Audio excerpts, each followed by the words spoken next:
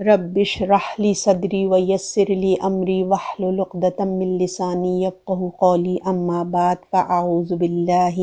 من الشیطان الرجیم بسم اللہ الرحمن الرحیم۔ اللہ تعالیٰ سب سے پہلے کہنے والے کو عمل کی توفیق عطا فرمائے اور آپ لوگوں کو بھی سن کے سمجھ کے عمل کی توفیق عطا فرمائے اور اس کو آگے پہنچانے والا بنائے۔ الحمدللہ اللہ کی مدد و توفیق سے ہم لوگ شرک خفی کے حوالے سے ریاکاری کے بارے میں جان رہے تھے کہ ریاکاری کیا چیز ہے۔ تو ریاکاری کے لیے جو نام آپ صلی اللہ علیہ وسلم نے لیا ہے وہ ہے شرک اصغر، یعنی کہ یہ شرک ہے بے شک چھوٹا مگر ہمیں اس سے بھی بچنا ہے۔ تو ہم نے اس سے کیسے بچنا ہے؟ شیطان کا یہ بہت بڑا حربہ ہے اور جس کو وہ استعمال کرتا ہے ہمارے لیے، اور ہماری کرائی محنت پہ وہ پانی پھیر دیتا ہے۔ تو اللہ تعالیٰ مجھ کو، آپ کو، ہم سب کو شرک اکبر سے اور شرک اصغر سے اپنی حفاظت میں رکھے۔ ریاکاری سے کیا مراد ہے؟ ریاکاری نیک کاموں میں ہوتی ہے۔ کوئی نیک کام کر کے اس کو دوسروں کو دکھانا یا سنانا یا خود سے تذکرہ کرنا، جتلانا، یہ چیزیں ریاکاری میں آتی ہیں۔ ریا کرنے والے کا عمل اور اجر ضائع ہو جاتا ہے۔ اس طرح جیسا کہ حدیث مبارک میں ہے، اس کا مفہوم ہے کہ اللہ تعالیٰ فرمائیں گے کہ ریاکاروں سے کہ جاؤ، جن کو تم دنیا میں دکھانے کے لیے عمل کرتے تھے تو جاؤ اور دیکھو کہ کیا وہ تمہیں اس کا بدلہ دیتے ہیں۔ انسان کے ہر عمل میں اصل خیر، اس کی اصل چیز جو ہے نا، اس کی نیت ہوتی ہے۔ اس کے نیت کا کردار بہت بڑا ہوتا ہے کہ ہماری نیت کیا ہے۔ اس کے لیے آپ نے بہت مشہور حدیث سنی ہوئی ہوگی کہ اعمال کا دار و مدار نیت پہ ہے۔ اگر آپ اس کو بریکٹس میں ایسے لکھ لیں نا کہ اعمال کی قبولیت کا دار و مدار نیتوں پہ ہے، تو یہ زیادہ آپ کو آسان سمجھ آ جائے گا۔ تو اعمال سے بھی سمجھنے کی کوشش ہے کہ دیکھیں نیک اعمال ہمارے بہت سارے ہوتے ہیں، عبادات بھی ہوتی ہیں اور دوسرے بھی نیک اعمال ہوتے ہیں۔ ہم نے اس کے لیے نیت کیا کی تھی؟ اصل چیز ہمیں اپنے آپ کو چیک کرنا ہے۔ اعمال اچھے بھی ہوتے ہیں، برے بھی اعمال ہوتے ہیں۔ برے اعمال تو دیکھیں سب کو برے ہی نظر آ رہے ہوتے ہیں اور لوگوں کو پتہ چل رہا ہوتا ہے اور سمجھ بھی آ رہی ہوتی ہے کہ یہ کام انسان نیکی یا ثواب سمجھ کر نہیں کر رہا ہے، یہ کیا تھا بلکہ یہ کام غلط ہے۔ اس کو بھی، کرنے والے کو بھی پتہ ہوتا ہے کہ وہ غلط کر رہا ہے، اور جو کرنے والے کو بھی علم ہوتا ہے کہ میں یہ کام غلط کر رہا ہوں۔ ریاکاری ہوتی ہے نیک کاموں میں، غلط کاموں کو تو لوگ بھی محسوس کر رہے ہیں اور کرنے والے کو بھی پتہ ہو رہا ہے۔ اصل جو ریاکاری ہوتی ہے وہ کیا ہے؟ نیک کاموں میں ہوتی ہے، اچھائیوں میں، عبادت میں، یا حقوق العباد ادا کرتے ہوئے ہوتا ہے۔ نیک اعمال کی قبولیت کا دار و مدار نیت پر ہے۔ تو نیت ہماری ہوگی کہ اللہ تعالیٰ کو راضی کرنے کے لیے راضی ہو جائے، اللہ تعالیٰ ہمارے گناہ معاف کرے اور روز آخرت میں اللہ سبحان اپنی پکڑ سے ہمیں بچائے، عذاب سے بچائے۔ یہ عمل اللہ کی رضا کے لیے ہم کو کرنا ہے۔ جس شخص کے دل میں ریا کا جذبہ یا خرابی ہوتی ہے، دل میں جب وہ لوگوں کے سامنے نیک اعمال کرے تو لوگ اس کو نیک سمجھیں، یعنی کہ جس شخص کے دل میں ریاکاری کا جذبہ ہوتا ہے یا خرابی ہوتی ہے تو وہ لوگوں کے سامنے جب عمل کرتا ہے نا تو اس کی ایک خواہش ہوتی ہے کہ لوگ اس کو نیک سمجھیں۔ تو پھر جب لوگوں کے سامنے وہ بڑی اچھے اس طرح سے نیک کام کرتا ہے تو جب لوگ تو ظاہری چیزیں دیکھتے ہیں نا تو لوگ اس کو نیک سمجھنے لگتے ہیں، اس کی شہرت بھی ہونے لگتی ہے۔ ان لوگوں کو تو اس کے دل کا حال نہیں پتہ نا، یہ تو صرف اللہ جانتا ہے، مگر لوگ اس کی ظاہری عمل سے دھوکے کھا جاتے ہیں۔ تو وہ بڑا نیک اور متقی پرہیزگار جو ہے نا لوگوں میں مشہور ہو جاتا ہے، لوگ اس کی ایسی تعریف کرتے ہیں، اس کو اتنا اپریشیٹ کرنے لگتے ہیں۔ تو اپنے دل میں بھی پھر کیا ہوتا ہے اس چیز سے، کیونکہ اس نے بظاہر لوگوں کو ایک اپنا دھوکے سے لوگوں کو ایک اپنے آپ کو شو آف کیا تو لوگوں نے جب اس کی تعریفوں کے پل باندھ دیے تو اس کے نقصانات دیکھیں پھر کیا ہوتے ہیں۔ شیطان تو طاق میں ہوتا ہے نا، پھر کیا ہوتا ہے کہ وہ شخص اپنے دل میں بڑائی کی سوچ اس کے ذہن میں، اس کے دل میں پیدا ہونا شروع ہو جاتی ہے، جسے کہتے ہیں نا فقر، غرور، اس قسم کی چیز پیدا ہوتی ہے، اپنی بڑائی کی سوچ پیدا ہونا جب شروع ہو جاتی ہے، یہیں سے جو ہے نا کہیں کوئی پیر بن جاتا ہے، کوئی بزرگ بن جاتا ہے، کوئی مطلب کوئی نہ کوئی کچھ کہلانے لگتا ہے، خاص معنوں میں کوئی شیخ کہلانے لگتا ہے۔ تو اس طرح سے انسان کے اندر سے جو خالص تقویٰ ہے نا، جو ہونا چاہیے، اللہ کے لیے ہونا چاہیے، اس میں کمی آنے لگتی ہے، ایمان میں کمی آنے لگتی ہے۔ ایمان کا مطلب تو دیکھیں یہی ہے نا کہ جو کچھ کرنا ہے اللہ کے لیے کرنا ہے، تو اللہ کو ایک ہی ہم نے ماننا ہے، صرف اسی کے لیے ہی عبادت ہم نے کرنی ہے، اس کی رضا پانے کے لیے کرنی ہے۔ جب اس طرح لوگوں میں تعریف ہونا شروع ہو جاتی ہے، اس کو خطاب دینا لوگ شروع کر دیتے ہیں، اس شخص کے دل میں اللہ کے لیے خلوص کم ہونے لگتا ہے، نیکی تقویٰ جو اصل مقاصد ہیں وہ ختم ہونا شروع ہو جاتے ہیں، پھر وہ آہستہ آہستہ انسان پر نہ جانے کیا سمجھنے لگتے ہیں، لوگوں میں نا کیا اپنے آپ میں ایک تبدیلی اس کے اندر ایمان کا لیول میں کمی آنے لگتی ہے، اور بڑھتے بڑھتے بات کہاں جا پہنچتی ہے۔ بظاہر دیکھیں تو اس میں کوئی بات نظر نہیں آئے گی، لیکن غیر محسوس طریقے پہ یہ ریاکاری ہے، انسان کو ایسے مقام پر پہنچا دینا جس کے بارے میں اللہ تعالیٰ نے فرمایا ہے سورۃ الغاشیہ میں کہ کیا آپ کے پاس ان لوگوں کی خبر آئی جس دن ان کے چہرے اور نگاہیں جھکی ہوئی ہوں گی، محنت کرنے والے تھکے ہوئے ہوں گے، یعنی اعمال کرنے میں محنت کر کر کے وہ تھکے ہوئے ہوں گے، اور ان کا انجام کیا ہوگا، وہ داخل ہوں گے بھڑکتی ہوئی آگ میں۔ بے شک اور بھی کئی اسباب ہیں جن کی وجہ سے اعمال ضائع ہو جاتے ہیں، ان میں سب سے بڑا سبب جو ہے وہ ہوتا ہے ریاکاری۔ جب ریا کی بات ہو تو اس حدیث کو ہم ضرور یاد کریں، ذہن میں اس کو تازہ کر لیا کریں کہ جس کو سناتے ہوئے ابو ہریرہ بے ہوش ہو جایا کرتے تھے، یعنی کہ وہ یاد ہے نا، عالم، شہید اور سخی، یعنی کہ تینوں کے اعمال اللہ تعالیٰ کسی کے بھی ایکسیپٹ نہیں کریں گے۔ کیوں؟ اس وجہ سے کہ انہوں نے ریاکاری تھی ان کے اعمال میں۔ تو کس طرح اللہ تعالیٰ روز قیامت میں ان سے معاملہ فرمائیں گے، اور اینڈ ان کا جو رزلٹ کیا ہوگا، نیکیاں ساری ضائع ہو جائیں گی، نعوذ باللہ نعوذ باللہ، اللہ ہم سب کو اس سے حفاظت میں رکھے، اور ان کو جہنم کے راستے پہ چلا دیا جائے گا۔ اللہ تعالیٰ ہم سب کو بچا کے رکھے، اللہم اجرنی من النار، اور اللہ تعالیٰ ہمارے عملوں میں اخلاص عطا فرمائے۔ ریاکاری کے کچھ ایسے اظہار بھی ہیں جن سے اگر بچا جائے تو کچھ حد تک ریاکاری سے انسان بچ سکتا ہے۔ فار ایگزامپل اب دیکھیں ہم لوگوں کے درمیان بیٹھے ہوئے ہیں، ٹھیک ہے، اور ہاتھ میں ہم نے تسبیح پکڑی ہوئی ہے، تو اس کو ہم نے گننا بھی شروع کر دیا، اس کو پڑھنا شروع کر دیا، تو اس میں کہیں نہ کہیں دیکھیں ریاکاری آ جاتی ہے۔ تو آپ صلی اللہ علیہ وسلم نے یا آپ کے صحابہ نے کسی دانے گٹلی پر نہیں پڑھا۔ آپ صلی اللہ علیہ وسلم کی سنت ہے کہ آپ صلی اللہ علیہ وسلم اپنی انگلیوں پہ گنتے تھے، کیونکہ دیکھیں انگلیوں میں گنتی کرنا مشکل ہے۔ دوسری بات یہ ہے کہ ہمارا دین آسان ہے اور پریکٹیکل ہے۔ لوگ کیوں کرتے ہیں تسبیح جو ہے،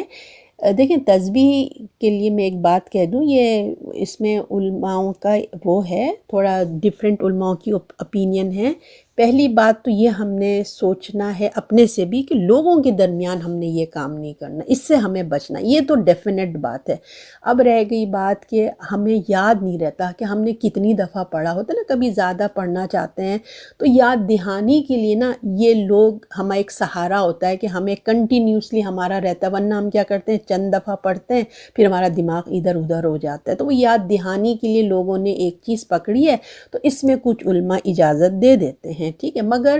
اچھی بات یہ کہ جب آپ اپنے گھر میں ہی ہوں یا لوگ نہ ہوں تب یہ عمل کریں، لوگوں کے بیچ میں ایسا نہیں کریں کہ جس میں ریاکاری کی ایک جھلک آ جاتی ہو۔ تو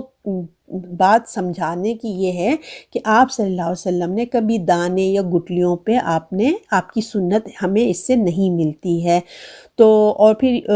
کیونکہ جب لمبی گنتی ہوتی ہے تو اس میں مشکل بھی آتی ہے۔ تو بات یہ بھی ہے کہ ہمارا دین بہت سمپل ہے، آسان ہے، ہر ایک کے لیے، چاہے وہ بہت ہی مصروف شخص ہو یا پھر بالکل ہی مصروف نہ ہو، دونوں کے لیے ہے ہمارا دین۔ کوئی بہت ہی کم پڑھا لکھا ہو یا کوئی بہت پڑھا لکھا ہو، ہمارا دین بہت آسان ہے، ہر ایک کے لیے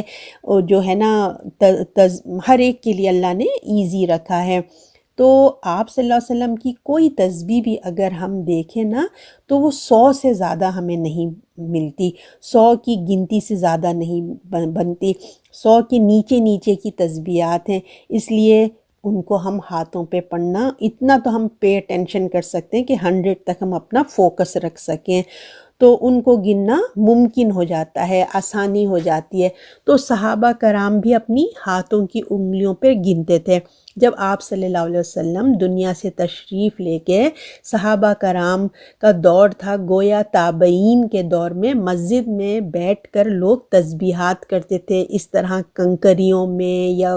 یا آواز بلند یا گٹھلیوں پہ۔ تو عبداللہ بن مسعود ایک صحابی ہیں، کہنے لگے کہ یعنی کہ جب ان لوگوں کی محفل میں گئے جو کنکریوں پہ یا آواز بلند سب تسبیحات پڑھ رہے ہیں، تو انہوں نے کہا افسوس ہے کہ تم لوگوں پر کہ تمہاری ہلاکت کے دن کتنی تیزی سے آگئے۔ ابھی تو نبی کریم صلی اللہ علیہ وسلم کے صحابہ موجود ہیں تمہارے اندر، ابھی تو نبی کریم صلی اللہ علیہ وسلم کے برتن کپڑے بھی موجود ہیں اور تم راہ حق سے بھٹک گئے ہو۔ حدیث اس کی کافی طویل ہے، لیکن اس کا خلاصہ یہ ہے کہ وہ ناراض ہوئے اس پر کہ انہوں نے کنکریوں گٹلیوں پہ گننے پر۔ ان کا کہنے کا مطلب یہ تھا کہ نبی کریم کی سنت کو نہ چھوڑو، کہ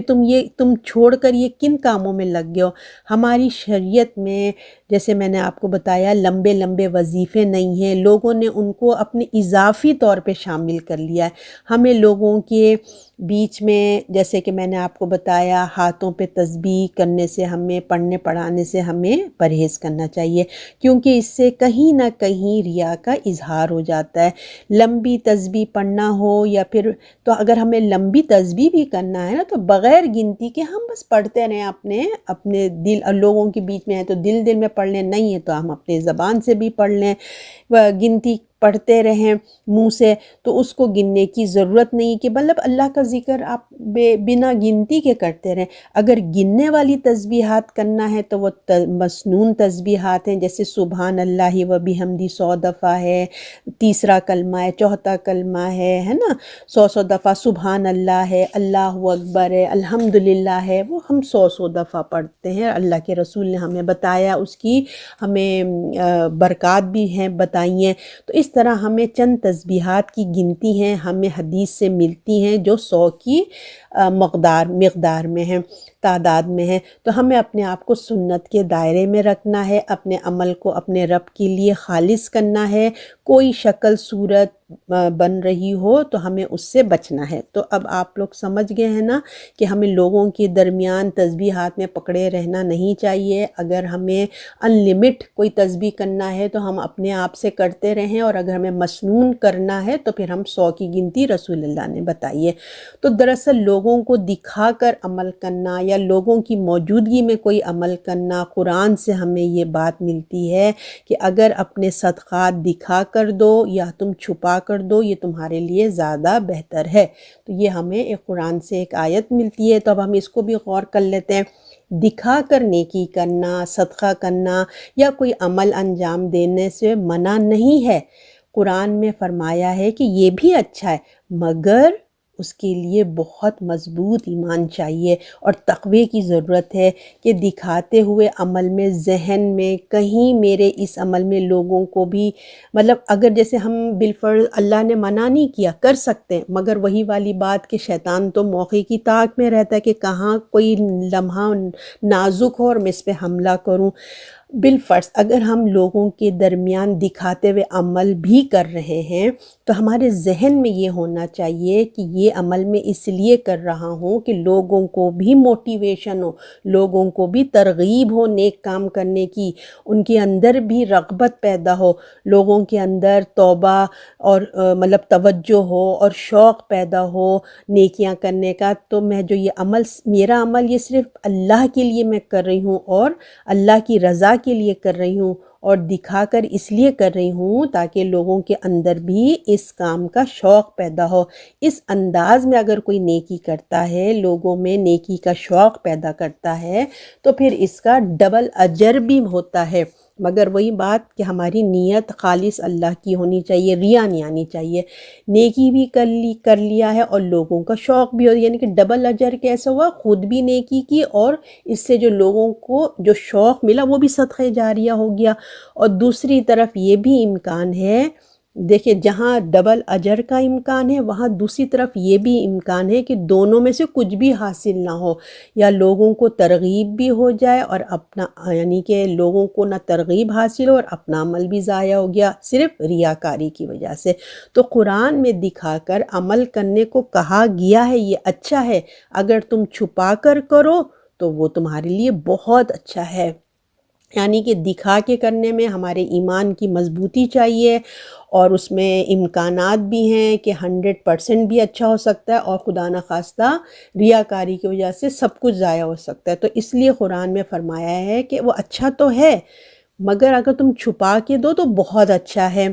اب دیکھیے بعض دفعہ کیا ہوتا ہے،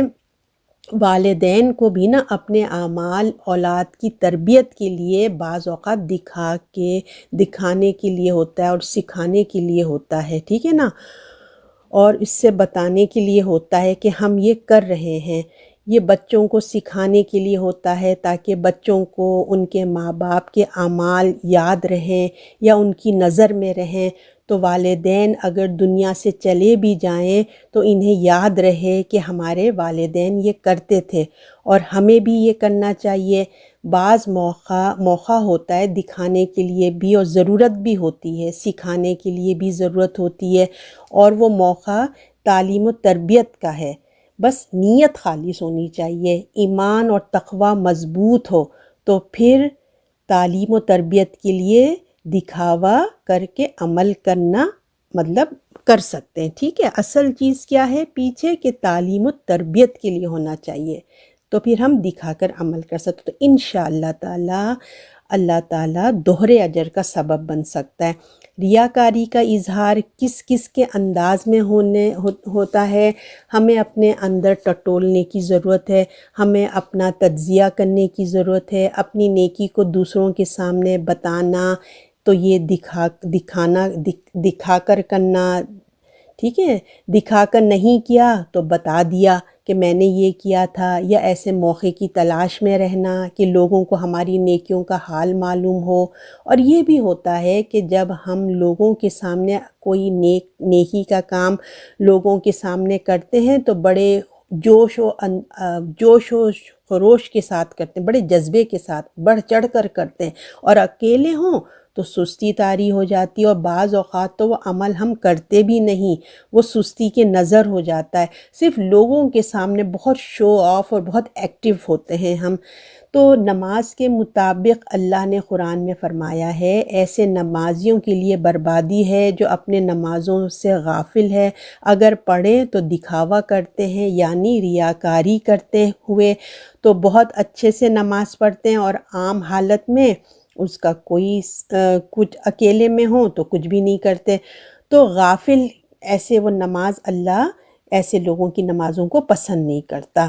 کہ لوگوں کے سامنے اچھے سے اور تنہائی میں کچھ بھی نہیں۔ اس طرح اگر کسی کو صدقہ دیں، کسی غریب کی مدد کر رہے ہوں، کسی چیز میں فی سبیل اللہ کوئی اللہ کے لیے کام کر رہے ہوں تو تصویریں بنانا، اخبارات میں دینا، کوئی مدرسہ مسجد میں پانی کا کنواں بنوا رہے ہیں تو اس پر نام لکھوانا۔ کچھ لوگوں کی دیکھیں یہ سوچ ہوتی ہے کہ نام اس لیے لکھوا رہے ہیں کہ لوگ دعا کریں گے، یعنی کہ نام سامنے ہوگا تو لوگ نام لے کر دعا کریں گے، مگر پھر ان کے اندر ریا کی بھی بو آنے لگتی ہے۔ کوئی ایسا عمل جس میں ریا کا امکان موجود ہو، بہتر ہے کہ اس کو چھپا کر کریں۔ اللہ تعالی ہمیں اس ریاکاری سے بچائے۔ لوگوں کی دعاؤں کی خاطر کہ لوگ جیسے میں آپ کو بتائی تھی لوگ نام لکھوا دیتے ہیں، اب صرف لوگوں کی دعاؤں کی خاطر، لوگوں کو ترغیب دینے کی خاطر ہم ایسا کچھ کریں اور پھر اس کے نتیجہ اللہ نہ کرے اگر ہمارے ہاتھ کچھ نہ آئے تو پھر ہم کیا کریں گے بتائیے؟ ایسی بھلائیوں حاصل کرنے کی کوشش نہ کریں جس میں امکانات موجود ہوں کہ خدا نخواستہ ہمارے اعمال ضائع نہ ہو جائیں۔ جتنی ذاتی طور پر اللہ توفیق دیتا ہے وہ کریں، اللہ کی رحمت سے امید رکھیں تو انشاءاللہ اللہ تعالی ہمیں اپنے اعمال میں برکت ہمیں ملے گی انشاءاللہ۔ اب دیکھیں ایسا بھی ایک طریقہ ہے کہ لوگ اپنے ناموں کے ساتھ بڑے بڑے القاب لگا لیتے ہیں، یہ بھی آپ نے دیکھا ہوگا، خود لگا لیتے ہیں، کبھی لوگ لگا دیتے ہیں، لوگوں کو وہ منع نہیں کرتے، جیسے لوگ ہوتے ہیں نا، لوگ خود بھی لگا لیتے ہیں اور لوگ بھی ان کے لیے پتہ نہیں کیا کیا نام اس کے آگے لگا لیتے ہیں اور وہ خوش بھی ہوتے ہیں۔ کوئی مثلاً جیسے کوئی حج کر کے آیا ہے تو الحاج لگا لیا، قرآن حفظ کر لیا تو حافظ قرآن لگا لیا، تو کوئی علامہ لگا لیتے ہیں۔ جو بھی اللہ نے صلاحیت دی ہے، کوئی نیکی کی توفیق دی ہے، کوئی اچھا کام کرنے کی اللہ نے موقع دیا ہے تو یہ سب اللہ کے فضل و کرم سے ہوا ہے۔ ان اعمال کو قبول کرنا بھی اللہ ہی کی توفیق سے ہوا ہے اور اللہ ہی اس کو قبول کرے گا، اور اللہ بڑا غنی ہے، لوگوں کی عبادات صدقات سے غنی ہے۔ اللہ کو انسانوں کی کسی عمل کی حاجت نہیں ہے۔ اگر اچھا عمل کرتے ہوئے کوئی اور سوچ دل میں رکھتا ہے، کسی کو دکھانا یا اظہار کرنا، ریا کے انداز میں کچھ سوچ ہے، تو پھر اللہ سبحان کہتے ہیں مجھے ایسے عمل کی ضرورت نہیں ہے، میں ہر عمل سے غنی ہوں، اور جن کو تم نے شریک کیا ہے اپنے عمل میں میں سب سے غنی ہوں۔ اس لیے ہمیں اپنی خطابات جو ہم نے القاب ان میں سے ہمیں بچنا چاہیے۔ لوگ اگر ایسا کہنے لگ جائیں کہ ہمیں بڑے بڑے القابات سے ہمارا نام لے رہے ہیں، ہمارے نام لینے سے پہلے علامہ اور یوں اس طرح سے وہ کچھ باتیں کر رہے ہیں تو ہمیں لوگوں کو روکنا چاہیے، اور بندے کو بھی ہمیں عاجز ہونا چاہیے اللہ کے حضور، اور یہ ہماری عاجزی کا اظہار صرف اللہ کے لیے ہو، کسی اور کے لیے نہیں، اللہ کے لیے۔ آپ صلی اللہ علیہ وسلم نے فرمایا ہے، حدیث آپ صلی اللہ علیہ وسلم کی، لعنت ہو اس پر جو اچھے کپڑے کا بندہ ہے یا اچھے کھانے کا بندہ، یعنی اس کی نفسیات، اس کی نیکی، اس کی نیت کا عمل کر کے لوگوں سے کچھ حاصل کرنا ہو، ان کی خدمت وغیرہ لینا ہو، یعنی کہ ایسے انسان کی اگر تعریف ہو، یعنی کہ ایسا انسان اس کی اگر تعریف ہو یا کچھ دے دی جائے تو بہت خوش ہوتا ہے، اگر نہ دیا جائے تو ناراض ہو جاتا ہے۔ آپ صلی اللہ علیہ وسلم نے فرمایا ایسی آدمی کو اگر کانٹا بھی چبھے تو وہ نہ نکلے، یعنی آپ صلی اللہ علیہ وسلم نے ایسی شخص کو بد دعا دی ہے جو کپڑوں کی خاطر، اچھے کھانوں کی خاطر کوئی اچھا عمل کرتا ہے، اگر اس کی مقصد حاصل ہو جائے تو پھر وہ خوش ہو جاتا ہے، اگر نہ ہو تو ناراض ہو جاتا ہے۔ اب ہم اپنے آس پاس دیکھیں تو ہمیں کئی چیزیں نظر آئیں گی، کئی ایسے لوگ نظر آ جاتے ہیں جنہوں نے اپنی نیکیاں کی قیمت رکھی ہوئی ہے، اپنے خطابات کی، اپنی تقریروں کی قیمت رکھی ہوئی ہے، اگر ان کو دیں تو خوش، نہ دیں تو ناراض، کبھی انکار بھی کر دیتے ہیں۔ تو آپ صلی اللہ علیہ وسلم نے فرمایا جو خوش نصیب ہے وہ بندہ جو اللہ کی راہ میں رہتا ہے، گھوڑے کی لگام اس کی جو اللہ کی راہ میں پکڑے ہوئے ہے، اور سر کے بال اس کے بکھرے ہوئے ہیں، قدم اس کا خاک آلود ہے، اگر وہ کم حیثیت کا بھی ہو، یعنی کہ اس کی حیثیت بھی کم ہو، چاہے وہ چوکیدار بھی ہو، کم حیثیت میں، معاشرے میں کم حیثیت رکھے، وہ اپنی ذمہ داری ادا کرتا ہے۔ جب وہ رخصت مانگے تو رخصت نہ، مانی کہ وہ ایسا ہے کہ وہ اگر رخصت مانگے تو اس کو رخصت نہ دے، جب وہ کسی کی سفارش کرے تو قبول نہ ہو، مگر یعنی کہ وہ اتنے معاشرے میں اتنی کم حیثیت ہے اس کی، مگر اس کا ایمان جو ہے وہ پہاڑ جیسا ہے،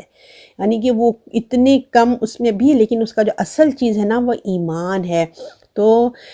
اللہ تعالیٰ کے راستے میں جب وہ جہاد بھی کرتا ہے، وہ مشہوری نہیں چاہتا، اپنی ذمہ داری کو نبھاتا ہے، تو ایسے لوگ اللہ کو بہت اچھے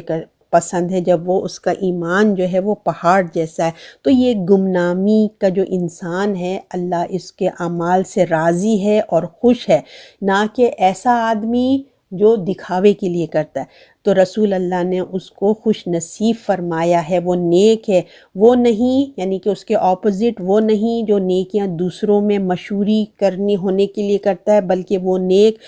جو اپنے گمنامی کی حالت میں خالص اللہ کے لیے ہر قسم کا کام، چھوٹا کام، بڑا کام، معمولی کام انجام دینے کے لیے تیار ہو، لوگوں کی واہ واہ اور شاباشی سے بے نیاز ہو۔ تو آپ کو حدیث کا مطلب سمجھ آ گیا نا کہ رسول اللہ نے ایسے آدمی کو پسند نہیں کیا کہ آپ اس کی تعریف کرتے رہیں، تو وہ بڑے خوش پھولا نہیں سماتا، وہ کام کرتا رہتا، اور جہاں آپ نے اس کو نہیں کیا وہ کچھ نہیں کرتا۔ تو اس شخص نے گویا اس نے اپنے آپ کو ریا سے بچا لیا، یعنی کہ جو گمنامی کی حالت میں نیک کام کرتا ہے، اس نے اپنے آپ کو ریاکاری سے بچا لیا، اپنے دین، اپنے ایمان کو بچا لیا۔ اور جو ریا کا طلبگار ہے، جو دکھا کر نیکی کرے گا، لوگ خوش ہوں گے، لوگ اس کی واہ واہ کریں گے تو وہ پھول جاتا ہے، اس کی خاطر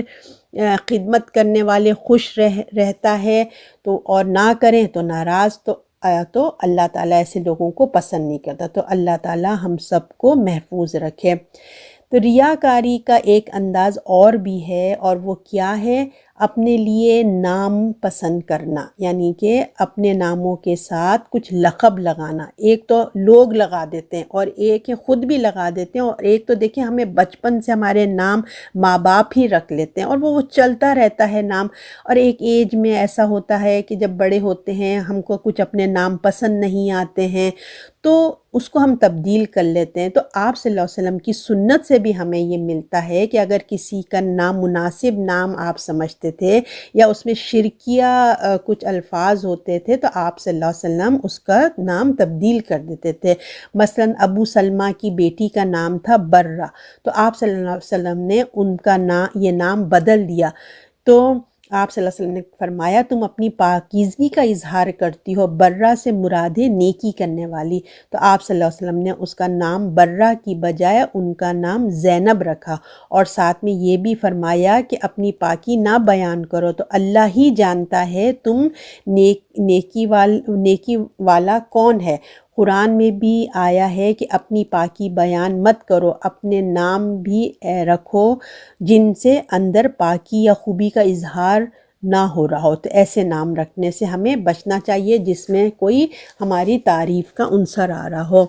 ہمارے یہاں بہت مشہور نام ہے، آپ نے سنا ہوگا ذی شان،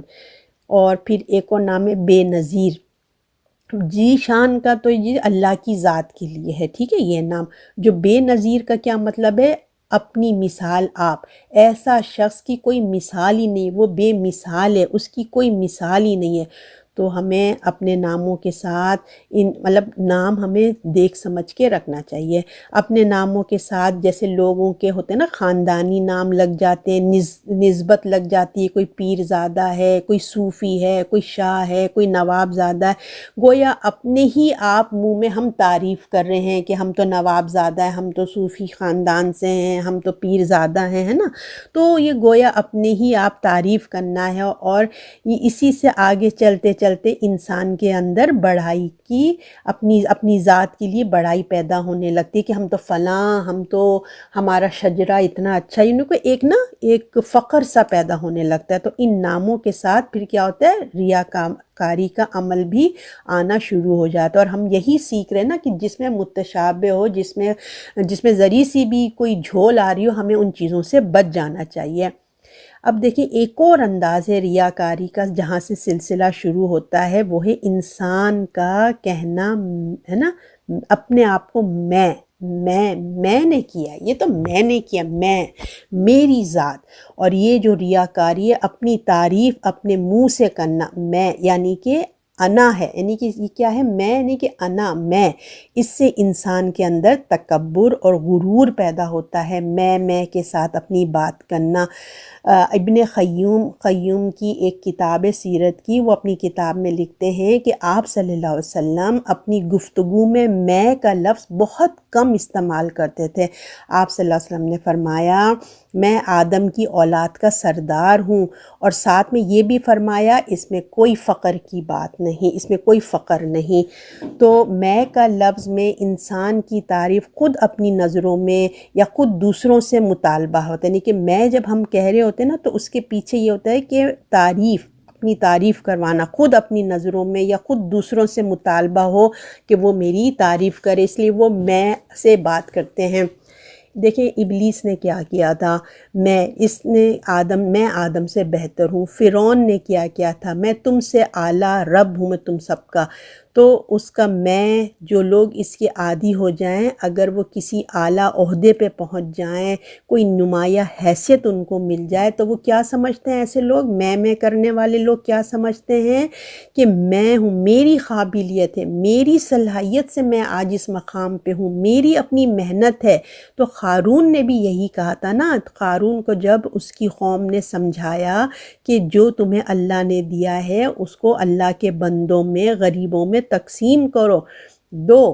تو اللہ تعالیٰ اترانے والوں کو پسند نہیں کرتا ہے۔ اس نے کیا کہا، یہ تو میرے علم کی بنا پر مجھے حاصل ہوا ہے۔ اس نے اللہ کے فضل مہربانی نہیں جانا، بلکہ اس نے اپنی صلاحیت،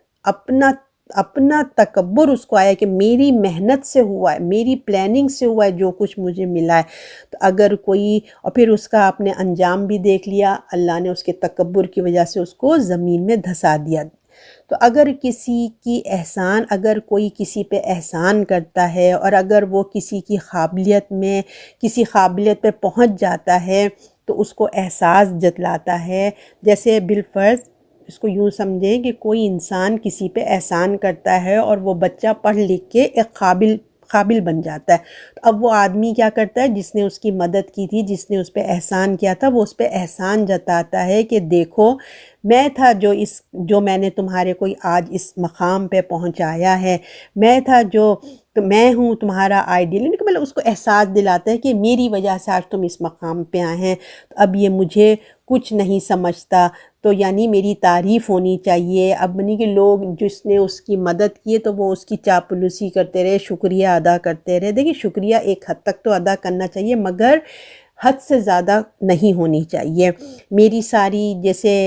اپنا کریڈٹ خود ہی نہیں لینا چاہیے، اور اپنے آپ کا اونچا کرنا، ہائی لائٹ کرنا اپنا نام، اپنی ذات کو لوگوں میں توجہ کا مرکز بنانا، یہ سب صورتیں ہمیں ریاکاری کی طرف لے جاتی ہیں۔ اور ریا سے ہمیں بچنے کی صورت میں ہمیں حدیث ہمارے بالکل واضح رہے کہ ریا کے کچھ اور بھی اظہار ہوتے ہیں کہ جن میں ہم اپنے آپ کو چیک کرنا چاہیے، اپنے آپ کو ٹٹولنا چاہیے۔ اللہ تعالی ہماری نیتوں کو،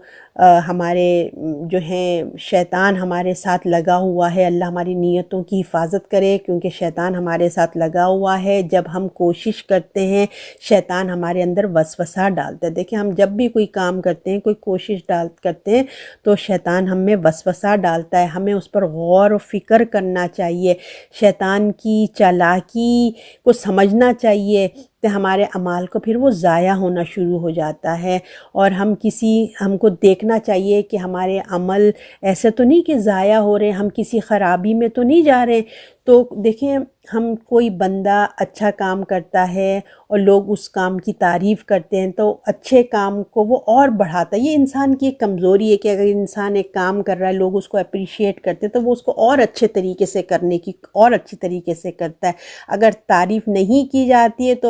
تو بعض دفعہ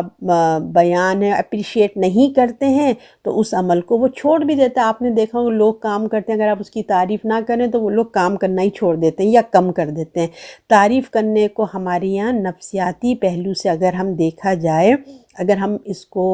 اپریشیٹ کرنا، کسی کی تعریف کرنا اگر ہم بچوں کے حوالے سے دیکھیں تو اگر کام کی تعریف کرتے ہیں تو آپ نے دیکھا ہوگا بچے کام میں اور آگے بڑھتے ہیں، ان کو موٹیویشن ہوتا ہے۔ تو بچے تو ابھی دیکھیں بڑھ رہے ہیں نا، وہ گرو ہو رہے ہیں، ان کی شخصیت بن رہی ہے، لہٰذا ان کے کام کی تعریف کرنا، ان کی حوصلہ افزائی کرنا چاہیے۔ اس کے لیے تو ان کو آگے بڑھنے میں مدد کرتا ہے۔ مگر جو لوگ بڑے ہیں، سمجھدار ہیں، اگر ان کا ایسا معاملہ ہو کہ ایک اچھے کام میں تعریف ملی تو آگے بڑھ گئے، اگر تعریف نہ کی، نیگیٹو بات کر دی تو کام ہی کو چھوڑ کے بیٹھ گئے، یا وہ کام ہی ختم کر دیا یا کم کر دیا۔ ایسی بات نہیں ہونی چاہیے، یہ بات بڑے لوگوں کو سوٹ نہیں کرتی۔ تو انداز میں یعنی کہ کام سمجھ رہے ہیں نا آپ لوگ کہ بچوں کے لیے کرنا چاہیے، ان کو اپریشیٹ کرنا چاہیے، لیکن بڑے لوگوں کو سمجھ ہونی چاہیے کہ اگر ایسا نہیں کہ لوگ تعریف نہیں کریں تو آپ کام چھوڑ دیں، لوگوں کے سامنے آپ ایکٹیو ہوں، گھر جائیں تو وہ کام ہی نہ ہو۔ ٹھیک ہے، ہمیں نارمل رہنا چاہیے، لوگ تعریف کریں نہ کریں، ہمیں اپنے کام سے جاری رکھنا چاہیے۔ تو ایسے لوگ جو غریبوں مسکینوں میں تو دیکھیں لوگوں کے سامنے کیا کرتے ہیں، بڑے اچھے طریقے سے بات کریں گے، اگر لوگ سامنے نہ ہوں تو بدتمیزی سے بات کریں گے۔ تو اس طرح لوگوں کے سامنے اچھا برتاؤ کرنا، نہیں ہو تو بد مزاجی کرنا، یہ سب شیطانی عمل ہوتے ہیں جو وہ کرواتا ہے۔ تو اللہ بچا کر رکھے۔ تو یہ بات پہلے سے ہم پہلے بھی کر چکے ہیں کہ لوگوں کو دکھا کر صدقہ کرنا، خیرات کرنا اچھی بات ہے اور کہ لوگ واہ واہ ہو، مگر اگر ہم چھپا کے کریں تو وہ زیادہ بہتر ہوتی ہے۔ ٹھیک ہے نا؟ اچھا، اب دیکھیں کہ اگر ہم اپنا جائزہ لیں، غور و فکر کریں تو ہم اپنے اندر کی خرابیاں ہمیں ملیں گی، ہمیں اپنی اصلاح کرتے رہنا چاہیے۔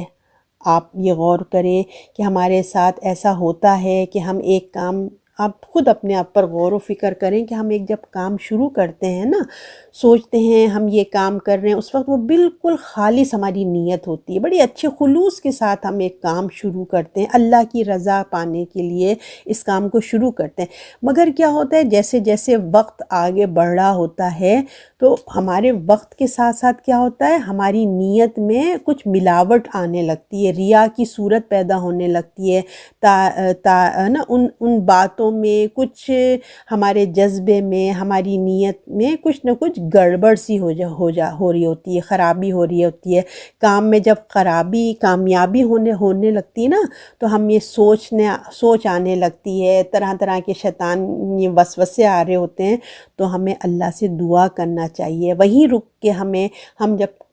فیل کریں، ہمیں وہاں رک کے اللہ سے دعا کرنا چاہیے کہ اللہ یہ کام میں نے صرف تیری رضا کے لیے شروع کیا تھا، یعنی کہ اپنی نیت کو دوبارہ سے ریفریش کرنا چاہیے۔ بے شک اللہ آپ جانتے ہیں کہ میں نے یہ کام صرف آپ کے لیے شروع کیا تھا، اب شیطانی میں اس کا دخل ہو گیا ہے، میری نیت میں کچھ خرابی پیدا ہو رہی ہے، نیت میں اللہ تعالیٰ میری نیت کو خالص آپ کے لیے کر دیں، اور میں جس نیت سے میں نے کام شروع کیا تھا اللہ وہ صرف آپ کے لیے تھا، میرے اللہ بس اسی کو قبول فرما رہے ہو، میری نیت کو دوبارہ اچھا کر دیں۔ تو جب ہم اپنے کام کا جائزہ لیتے ہیں، ہم ایک کام بہت جذبے خیر سے شروع کرتے ہیں، بیچ میں خرابی نظر آتی ہے تو رک کر اپنی نیت کو ہم نے کیا کرنا ہے، فکس کرنا ہے اور ریفریش کرنا ہے، اور اللہ سے دعا بھی کرنا ہے، معافی بھی مانگنا ہے، یا اللہ یہ کام میں نے آپ کی رضا کے لیے کیا تھا اور آخرت کی خیر کے لیے کیا تھا، اجر و ثواب کے لیے کیا تھا، اب اس کے اندر اب میری سوچ میں ملاوٹ ہو رہی ہے، ریاکاری ہو رہی، تو یا اللہ میں اپنے اس خیال سے، اس سوچ سے پناہ مانگتی ہوں، یہ میری سوچ نہیں ہے بلکہ کیا ہے، شیطان نے ڈال دیا، یا اللہ میری مدد فرما، میری سوچ کو خالص فرما دے اور مجھے شیطان سے بچا لے، میری نیت خالص کر دے، میرے اعمال کو قبول فرما دے۔ تو یہ ہمیں اپنے وقفے سے اپنے ہر کام میں یہ کرتے رہنا چاہیے، اور اپنی ذات کے لیے عمل کو، یعنی کہ اللہ کی ذات کے لیے اپنے عمل کو ہمیں خالص کر لیں، اور اللہ آپ کے لیے ہمیں توفیق عطا فرمائے۔ ہمیں اپنے آپ کو مکمل جائزہ لینے کی ضرورت ہے۔ جب کام شروع کرتے ہیں، لوگ دیکھیں تعریف کرتے ہیں، خوشی کا اظہار کرتے ہیں، تو ہمیں کیا ہوتا ہے، جب بھی ہم کوئی کام کرتے ہیں لوگ بڑی واہ واہ کرتے ہیں تو ہم میں نا تکبر آنا شروع ہو جاتا ہے، اور یہ انسان کی کمزوری ہے کہ وہ کام کرے، تعریف ہو، کوئی سننا چاہتا ہے، انسان کو اچھا لگتا ہے کہ لوگ اس کی محنت کو اپریشیٹ کریں، پھر وہ اچھے طریقے سے اور اچھے طریقے سے کام کو پرجوش انداز سے کرتا ہے، توجہ سے کرتا ہے۔ بس اس تعریف کو ریاکاری سے ہمیں بچا کے رکھنا ہے۔ جس وقت کوئی آپ کے کام کی تعریف کرے، اس کو کیا کریں، آپ وہیں سے جب آپ محسوس کریں نا کہ لوگ اپریشیٹ کر رہے ہیں، تو بس آپ وہیں پہ اسٹاپ کر دیں کہ بس سارا شکر اللہ کا ہے، اللہ کی توفیق سے ہوا ہے، فوراً، تاکہ آپ کے اندر اور بھی زیادہ شیطان جو ہے نا پیدا نہ کر دے بڑائی۔ تو اللہ سے دعا کریں کہ اللہ اس کام میں میری نیت کو خالص رکھنا، اللہ میری عمل، میری سوچ میں بلکہ سب اللہ کی رضا کے لیے میں کرنا چاہتی ہوں، اور قبول فرمائے، اور اپنا جو ہے اپنے قائم رہنے کی، جو بھی ہم کام کر رہے ہیں اللہ اس میں ہم کو قائم رہنے کی توفیق عطا فرمائے، اور اللہ کی رضا کی نیت پہ ہم قائم رہیں۔ ہمیں اپنے اللہ کے آگے دعا بھی کرنا ہے، گڑ گڑانا بھی ہے، اپنی بے بسی کا بھی اظہار اللہ تعالیٰ سے کرنا ہے، اپنی بے بسی کو بیان کرے، اپنی کمزوری، ہم انسان ہیں نا، کمزور ہیں، تو اپنی کمزوری کو بھی بیان کریں، اور اللہ ضرور پھر ہم پہ رحم فرمائیں گے، ہمارے عمل کو بھی قبول کریں گے، اللہ اس کو قبول کرے گا، ہمارے لیے راستے بنائیں گے، ہمیں اجر دیں گے انشاءاللہ، اور جو ملاوٹ آ رہی ہے نا اس سے ہم کو اللہ تعالیٰ بچا کے رکھیں گے، معاف بھی کریں گے، اور ہمیں اپنی ذات کے لیے کام کرنے کی انشاءاللہ توفیق بھی دیں گے اللہ کے حکم سے۔ اور پھر دیکھیں ہمیں اپنے لیے بھی دعا کرنا ہے، اور ہمیں ایک دوسرے کے لیے بھی دعا کرتے رہنا چاہیے۔ اللہ ہماری ٹوٹی پھوٹی محنت کو قبول فرمائے اس کی رضا کے لیے، کیونکہ فطری طور پہ انسان کو اچھا لگتا ہے کہ محنت کی حوصلہ افزائی کی جائے۔ جب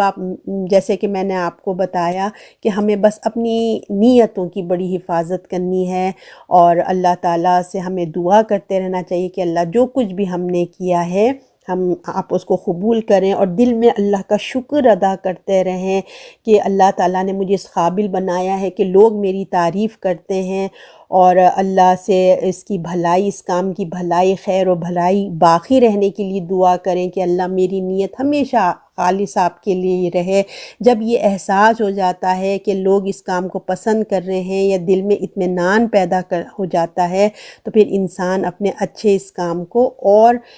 جب انسان اچھے طریقے سے کرتا ہے تو اپنی نیت کو ہمیں چیک کرتے رہنا چاہیے۔ سارا کمال ہی اپنی نیت کا ہے نا، اور ریاکاری اسی میں چھپی ہوتی ہے کہ لوگوں کی جب تعریف شروع ہوتی ہے نا تو بس اسی وقت ہی انسان کا جو نفس ہے نا وہ موٹا ہونے لگتا ہے، تو اس موٹے کو ہی ہم نے کیا کرنا ہے، کنٹرول کرنا ہے۔ تو اللہ کے لیے ہم کو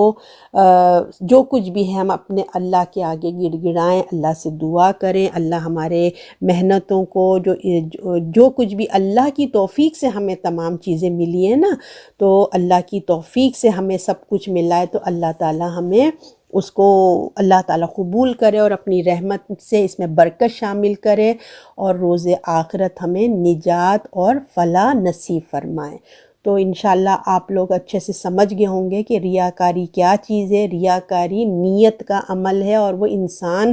جانتا ہے یا اللہ جانتا ہے، کیونکہ تھرڈ پرسن کو پتہ نہیں چل رہا ہوتا ہے۔ تو اللہ تعالیٰ سے ہمیں اپنی اس کی اصلاح کرنا چاہیے، اور وقفے وقفے سے جو بھی ہم کام کر رہے ہیں اپنی نیت کو ریفریش کرنا چاہیے، اور اللہ کے آگے اپنی بے بسی کو بیان کرنا چاہیے۔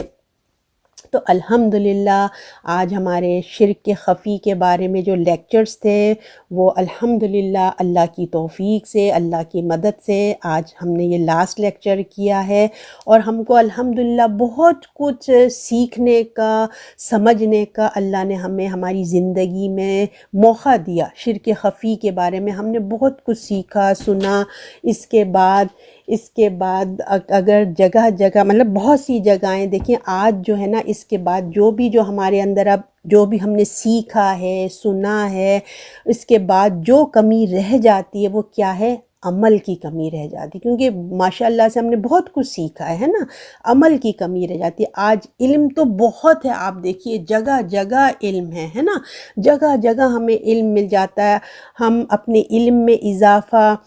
اضافہ کر رہے ہیں۔ اس دور میں کسی کے پاس، کسی انسان کے پاس یہ بہانہ نہیں ہے کہ علم سے دور رہنے کا کوئی انسان کے پاس بہانہ موجود ہی نہیں ہے۔ رہ گئی بات عمل کی کوتاہی، علم پہلے سے زیادہ ہے اور عمل کی کوتاہی ہے پہلے سے زیادہ، یعنی کہ جتنے علم بہت ہے عمل کی کوتاہی ہے، اور اب علم بھی بہت ہو گیا اور عمل بھی بہت زیادہ کم ہو گیا۔ تو اصل چیز یہ ہے کہ وہ علم جو عمل کی صورت میں آ جائے، عمل کا جامہ پہن لے، اصل وہی علم ہے، ٹھیک ہے نا، اور پھر اس کے علاوہ پھر فائدہ ہوگا، ورنہ پھر کچھ بھی فائدہ نہ ہوگا، ہمارے لیے مشکل نہ پیدا ہو جائے۔ اس سے ہماری آخرت بھی سنور سکتی ہے، اگر ہم علم حاصل کر کے ہم عمل کریں گے تو اس سے کیا ہوگا، ہماری آخرت سنور جائے گی۔ ہمیں اللہ سے ہم سب کو عمل کرنے کی توفیق عطا فرمائے، ہم تھوڑا سیکھیں، زیادہ عمل کرنے والے بن جائیں۔ علم بھلے ہم تھوڑا سیکھیں مگر ہم زیادہ عمل کرنے والے بن جائیں، جتنا سیکھیں اس کے مطابق عمل کرنے کی کوشش کریں انشاءاللہ۔ تو دیکھیں ہم نے جتنے بھی شرک کے لیکچر سنے، انشاءاللہ ضرور ہمارے علم میں اضافہ ہوا ہوگا انشاءاللہ۔ اب بات عمل کی ہے، جو اصل چیز ہے نا، یہ جو ہم بات کر رہے ہیں، کیونکہ دیکھیے ہر مسلمان کے اندر یہ فطری طور پہ ہے کہ قرآن کا پڑھنا سننا مسلمان کے اندر ایک ہے، چاہے وہ رسمی طور پہ بھی ہو، ایک ہمارے اندر ٹریڈیشنل میں ہے کہ قرآن کا پڑھنا اور سننا۔ تو ہم بے سمجھے بھی ہم پڑھتے چلے جاتے ہیں، اور اس پہ ہم غور بھی نہیں کرتے ہیں، ہے نا، ویسے کہ اس لیے ہم ویسے کے ویسے ہی رہتے ہیں، قرآن پہ قرآن پڑھتے ہیں مگر ہمارے عمل میں کچھ تبدیلی نہیں آتی ہے۔ اور پھر اگر ہم لوگوں کو قرآن کی دین کے لیے دعوت دیں، قرآن کی کلاسز کے لیے دعوت دیں، پھر وہ کہتے ہیں بھئی ہم نے سب پڑھ لیا، ہمیں بہت آتا ہے، مگر حقیقت میں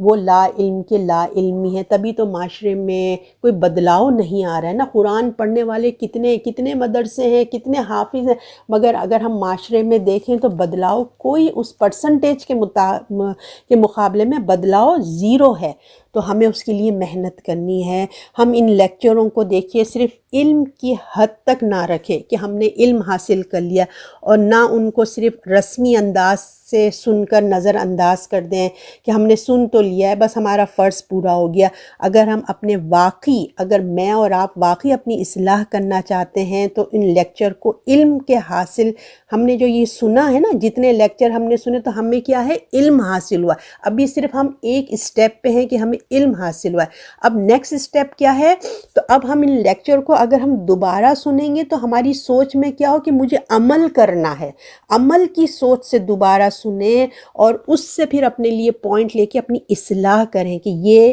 ٹک مارک کریں، اچھا میں نے اپنے اندر اس کی اصلاح کی، اور غور کریں اور نیت کریں کہ مجھے حق تلاش کرنا ہے۔ ہم دیکھیں اپنے معاشرے میں دیکھتے ہیں کہ دینی معلومات کے لیے ہر ایک دوسرے کو، کوئی کہتا ہے کہ یہ غلط ہے، کوئی کہتا ہے یہ صحیح ہے، یعنی کہ ہم کنفیوز ہی رہتے ہیں۔ تو لہٰذا اپنا خود علم حاصل کریں، خود تحقیق کریں، خود ہم سوچیں، خود اپنا قرآن پڑھ کر کے مجھے اللہ سے دعا کریں کہ اللہ مجھے حق کو معلوم کرنا ہے، پھر ضرور ان کو حق مل جائے گا۔ توجہ کریں، فہم پیدا کریں اپنے اندر، حق کی سمجھ پیدا کریں، بصیرت پیدا کریں، حق کو اپنانے کی اللہ سے توفیق مانگیں۔ اگر ہم نے غور فکر نہ کیا، سنجیدہ نہ ہوئے تو پھر کچھ بھی نہیں ملے گا۔ صرف رسمی طور پر ہم اس کو سن لیں گے، اور ثواب کی چیز سمجھ کر وقت لگایا، ہم نے آئے لیکچر سنے، اس کو ہم نے ثواب کی وقت لگایا، آئے بیٹھے، علم حاصل ہو گیا، دماغ کو اچھا لگا، بڑی اچھی انفارمیشن ہمیں نیو انفارمیشن ملی ہے نا، بڑی اچھی نئی باتیں سننے کو ملی، اور اب کوئی ہم دوسرا لیکچر سنیں گے اور معلومات حاصل کریں گے، کیونکہ دماغ کو اچھا لگتا ہے نا کوئی چیز نیو ہو، وہ اس کو اور انفارمیشن ملے، اس کا اور دماغ کا لیول بڑھے تو بڑا اچھا لگتا ہے دماغ کو۔ تو اس طرح کی معلومات خالی کیا کریں گے، ہم جمع کرتے رہیں گے، ایک درس سنیں گے، ایک لیکچر سنیں گے، دوسرا سنیں گے، تیسرا سنیں گے، تو عمل کب ہوئے گا؟ خالی سنتے جائیں گے، عمل کب ہوگا؟ لہٰذا سنجیدگی سے ہمیں عمل کی نیت کر کے، ایک ہم نے لیکچر سنا، علم حاصل ہو گیا، پوائنٹس پتہ چل گئے، اب ہم نے دوبارہ کب سننے میں کیا کریں گے، ہم نے عمل کی نیت رکھنا ہے کہ اللہ میں اس لیے سن رہی ہوں کہ مجھے عمل کے لیے پوائنٹ ملے۔ تو جب آپ کا ایمان کا لیول بڑھے گا، ہم اپنے آپ کو عمل کی طرف لائیں گے، بھلے تھوڑا ہو، بھلے ایک لیکچر سے آپ ایک ہی پوائنٹ لیں، مگر پلیز اس کو اپنی زندگی میں لائیں۔ جتنا بھی ہم نے شرک کے بارے میں پڑھا اس کو اپنی زندگی میں لانے کی کوشش کریں اور اس سے دور ہوں۔ تو جب بھی ہمارا ایمان کا لیول ڈاؤن ہو رہا ہو تو ہم بھول جاتے ہیں، کیونکہ انسان ہے نا، ہمیں یاد دہانی کی ضرورت ہوتی ہے، تو لہٰذا ہمیں پھر دوبارہ سننے کی ضرورت ہوتی ہے اپنی یاد دہانی کرانے کے لیے۔ اور ہم نے بہت سیریس میٹرز پہ ہم نے یہ لیکچر سنے ہیں کہ شرک ایسی چیز ہے کہ اللہ کے رسول نے کہا جو شرک اکبر ہے اس کی تو دیکھیں معافی نہیں ہے، جب تک کہ انسان اپنی دنیا میں توبہ استغفار نہ کر لے، اپنا عقیدہ صحیح نہ کر لے۔ اور شرک اصغر جو ہم نے یہ پورے لیکچر سنے، بظاہر یہ اس جیسا بڑا شرک نہیں ہے، مگر اللہ معلوم یہ کرتے کرتے کتنی بڑا ہو، جیسے نا رائی کا پہاڑ نہ بن جائے، اللہ معلوم۔ تو لہٰذا ہمیں اپنی زندگی میں اپنا اخلاص پیدا کرنا ہے، اور